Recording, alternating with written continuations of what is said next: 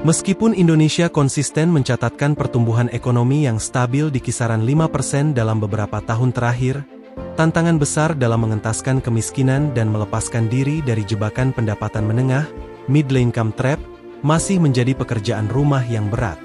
Pertumbuhan ekonomi yang terjadi sayangnya belum sepenuhnya inklusif, di mana distribusi kesejahteraan cenderung timpang dan berpusat di kawasan perkotaan serta sektor-sektor padat modal. Akibatnya, masyarakat yang berada di garis kemiskinan ekstrim masih kesulitan untuk mengakses peluang ekonomi yang berkualitas, seperti lapangan kerja formal dengan upah yang layak, fasilitas kesehatan yang memadai, dan pendidikan tinggi.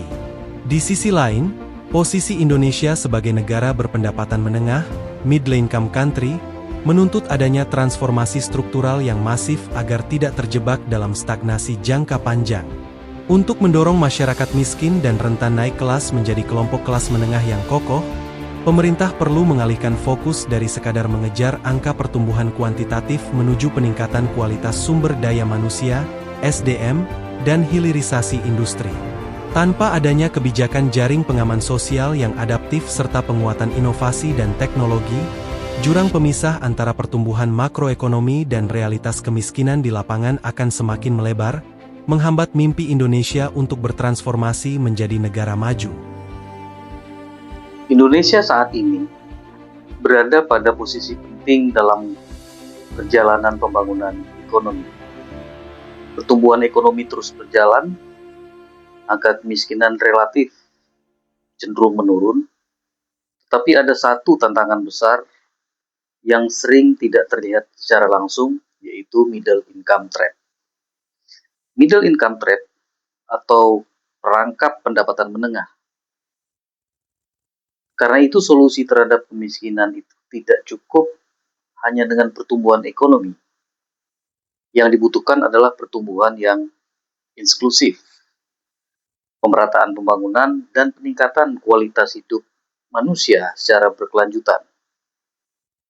Pada akhirnya, tujuan pembangunan bukan hanya sekedar menurunkan angka kemiskinan, tetapi menciptakan masyarakat yang benar-benar memiliki kesempatan yang sama untuk berkembang. Middle income trap adalah kondisi ketika suatu negara sudah berhasil keluar dari kategori miskin, tetapi kemudian terjebak di tingkat pendapatan menengah dalam waktu yang lama. Nah, artinya ekonomi tumbuh, tetapi tidak cukup kuat untuk naik menjadi negara maju. Dalam konteks Indonesia, kondisi ini muncul karena struktur ekonomi masih didominasi oleh sektor dengan nilai tambah rendah, seperti komoditas dan industri sederhana. Nah, sementara sektor berbasis teknologi dan inovasi masih belum berkembang secara optimal. Sekarang kita lihat bagaimana hubungannya dengan pertumbuhan ekonomi. Kalau kita lihat, pertumbuhan ekonomi Indonesia sebenarnya relatif stabil, 5,12 sampai hampir 5,6%. Namun masalahnya bukan soal angka pertumbuhan, tetapi kualitas dari pertumbuhan itu sendiri.